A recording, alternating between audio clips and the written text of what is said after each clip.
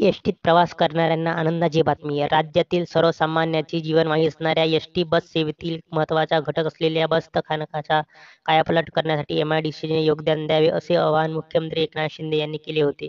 या आवाहनाला प्रतिसाद म्हणून आज एसटी महामंडळ व महाराष्ट्र औद्योगिक विकास महामंडळ यांच्याशी मुख्यमंत्री श्री शिंदे आणि उपमुख्यमंत्री देवेंद्र फडणवीस यांच्या उपस्थितीत करार करण्यात आला. हिंदू हृदयसम्राट बाळासाहेब ठाकरे स्वच्छ सुंदर बस स्थानक अभियानांतर्गत राज्यातील 193 बस स्थानकाचे सुंदरीकरण व सुशोभीकरण होणार असून यासाठी एमआयडीसी आणि एसटी महामंडळ यांच्यात 600 कोटी रुपयाचा सामंजस्य करार करण्यात आला आहे. राज्यभरात एसटीची 609 बसस्थानके आहेत. त्यापैकी सध्या 563 बसस्थानके कार्यरत आहेत. बसस्थानकात परिसरातील खड्डे, पावसाळ्यात पाणी साचून होणारा चिखल यामुळे प्रवाशांना अडचणीचा सामना करावा लागतो. एसटी बसेसचे देखील नुकसान होते. यावर कायमचा उपाय म्हणून महाराष्ट्र औद्योगिक विकास महामंडळाने आर्थिक मदत करावी, असे आवाहन मुख्यमंत्री श्री शिंदे यांनी एसटीच्या अमृत महोत्सवी केले होते. याला प्रतिसाद म्हणून हा करार करण्यात आला.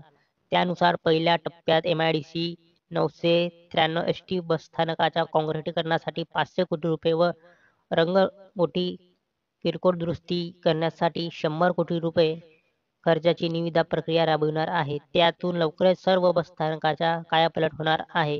अशाच नवनवीन माहितीसाठी रॉकगॅन वेबसाईट या यूट्यूब चॅनलला लाईक, शेअर आणि सबस्क्राईब करा. नमस्कार.